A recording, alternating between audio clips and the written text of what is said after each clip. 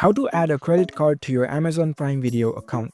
I'm gonna guide you through the process on how to do it. Let's get started. First of all, on your phone or your computer, head over to your preferred web browser. On your browser, tap on the search bar and search for Amazon Prime Video. Now navigate to its website. Once you are in the website, make sure to log into your account. After you are logged in, head over to your account and settings page. In order to add a credit card into your account, you need to set a payment method first. Here in this page, you can see the set payment method option. Tap on it. You need to provide the payment information over here. Enter the details of your credit card here. Type the name of the card holders, and right below that, enter the card number. In this expiration date section, provide the expiry date of your credit card. If you want to make this payment method as your default payment, you can tap on this checkbox.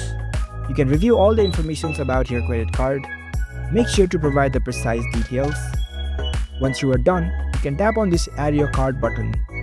And that's how you can easily add a credit card to your Amazon Prime Video account.